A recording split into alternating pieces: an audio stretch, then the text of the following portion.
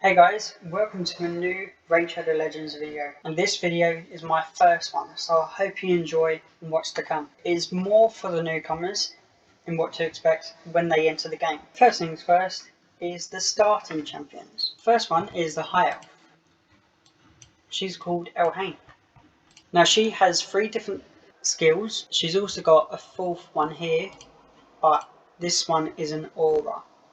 If she is a leader of the squad, then her aura will activate, and her aura is a HP in all battles by 15%.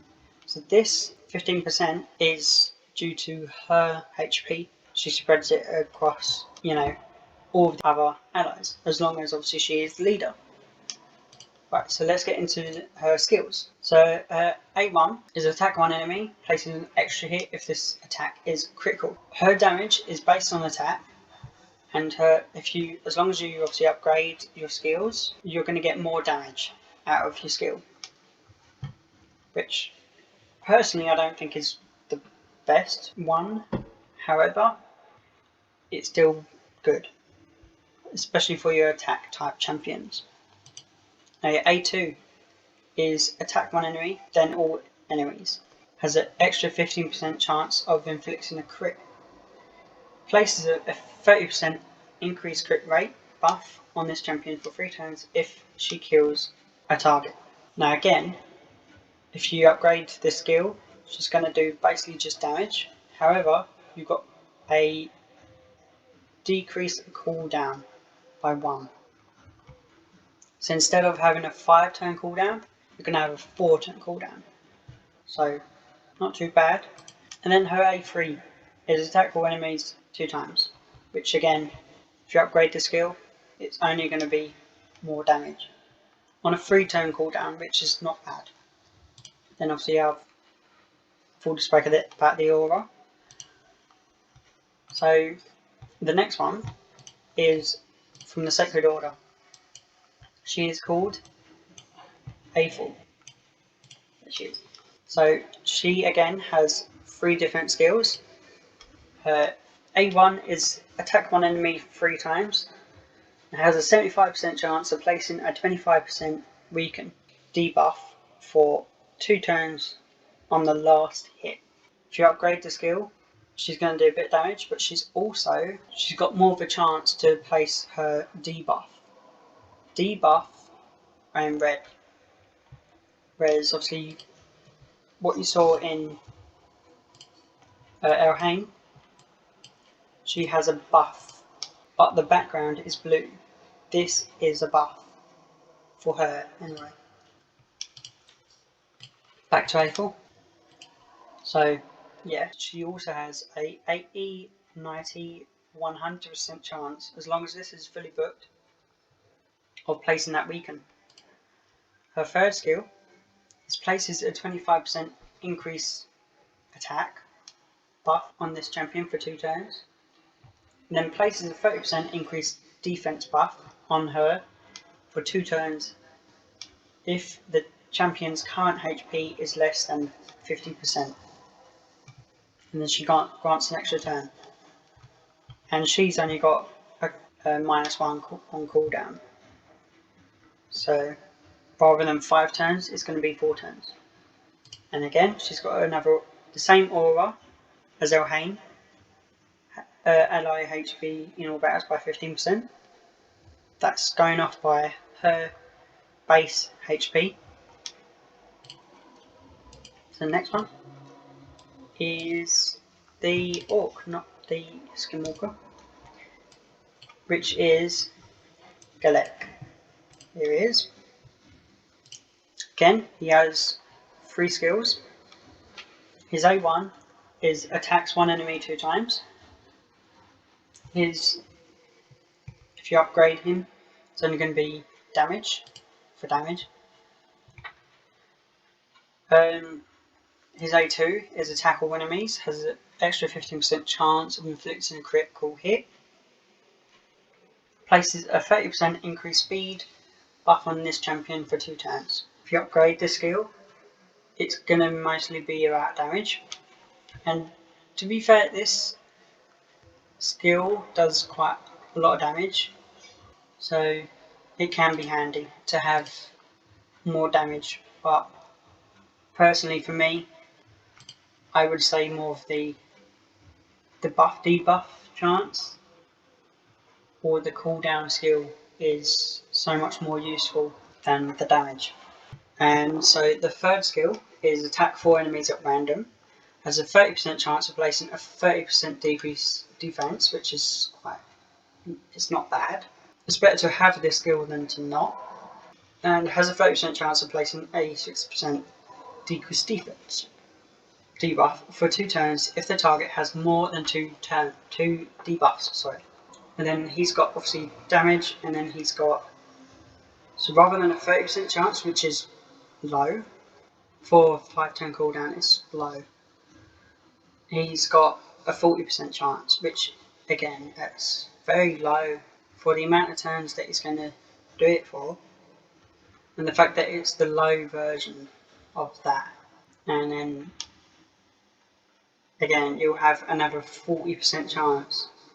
You've got a 40% chance of placing the big version of decreased defense, which is solid, barring the chance of placing the decreased defense. But the target also has to have more than 2 debuffs.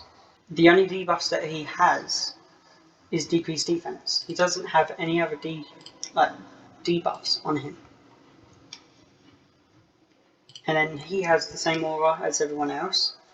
HP in all battles by 15%. Last but not least, possibly in many people's eyes, the beast of all starting champions is Kale.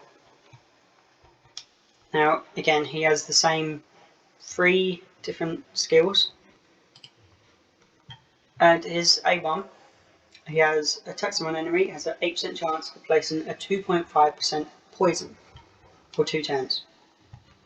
He has a debuff chance like plus 10 and another plus 10 debuff chance and a bit more damage if you book this out. He's already got 8% chance, which is quite solid. It's quite high, especially at the beginning. And then to actually max like 100% chance of placing the poison, that is solid, especially for the A1 as well. So he's putting out poisons like, like nothing. His A2 is attacks all enemies, has an extra 15% chance of inflicting a critical hit. He will fill the tummy of this champion by 25% for each enemy he has killed, which Acid Rain is a huge damaging skill. It's massive. You do a lot of damage with Acid Rain on a 3-turn cooldown, and his is mostly on damage. And his A3 is attack 4 enemies at random, has a 40% chance of placing a 5% poison. 5% poison is the strong version of the poison than his 2.5% poison. So again, this is on, if you upgrade the skill, it's on damage, but you've also got a 50% chance of placing the big poison debuff, which is massive. You've also got a cooldown -1, so rather than 5, you've got it on a 4-turn cooldown for this skill, which is it's still pretty good, pretty solid. Again, he has the same aura, HP in all battles by 50%, HP of his own HP. So this also now leads to the next topic. You may have also noticed that every single one of these champions, like everyone from all factions, they all have, next to their avatar, they have a little icon down here. This is a magic affinity, this is force affinity, this is spirit affinity, and this is a void affinity. It just goes in this triangle that the magic is up here, then the magic, strong against spirit, and then spirit, strong against the force, and force is strong against magic. So it's all in this triangle. And then obviously the void affinity is neutral. They're not strong or they're not weak against the other three affinities. So there's pros and cons to that. We're coming close to the end, and my own personal opinions on the starting champions. Now, I picked for like the start of my journey of raid was Elhain in the High Elves.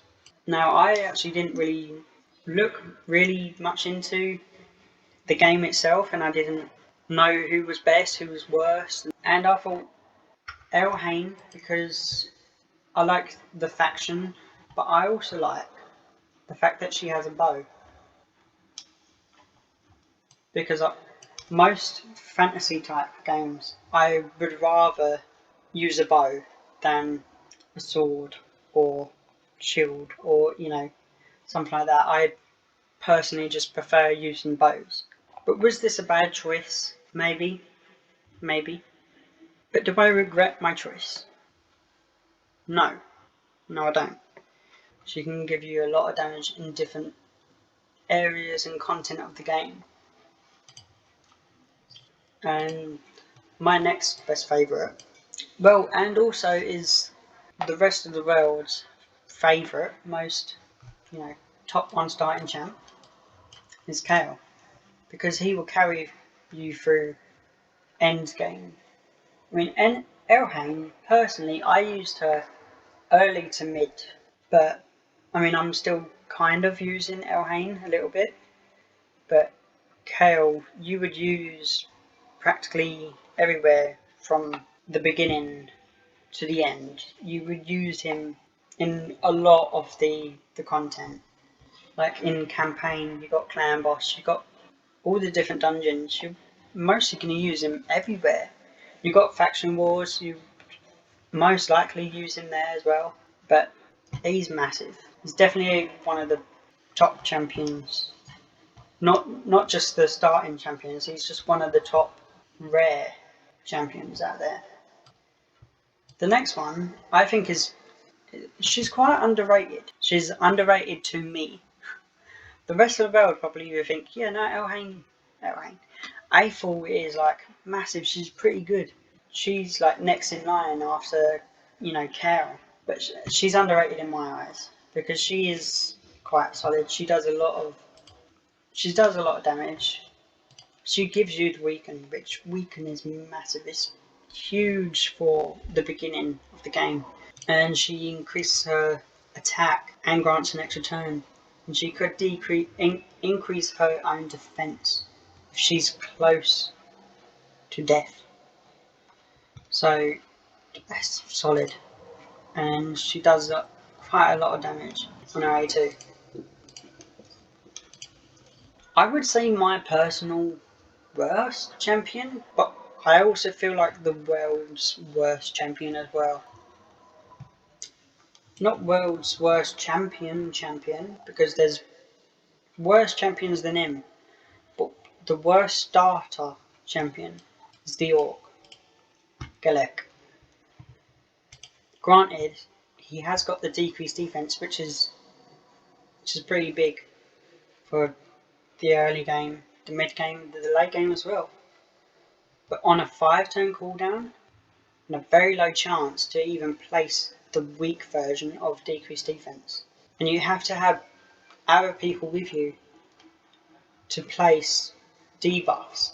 But even then, that's still a 40% chance when booked to even get the big decreased defense. There's better champions out there that can give you, 100% chance of placing the big version of decreased defense, which I will go through that in another video. That's all going for him. He does do a lot of damage in his Hellraiser. He does do a lot of damage, but He's just somehow, in my eyes, he's just the worst starting champion that they've given. He's one of the unique ones of being given the decreased defense. The chance to even place it is just terrible. If all you did was just hit the enemies and you didn't even place the decreased defense, it's on a 5-turn cooldown. You might have already finished the wave or the boss fight. You might have already finished it by the time that skill comes back again. It's just my personal opinions on who's my favourite, champions. The starting champions. And yeah, so Elhain is my queen. So, that's it for today. I hope I've covered enough for the newcomers to understand the starting champs. And I'd like to thank you so much for watching to the end, if you did. I would appreciate it if you can give this video a thumbs up and subscribe to the channel for more content like this, and comment down below in the comment section who was your first champion. And thank you again, and I'll see you all later. Bye everyone.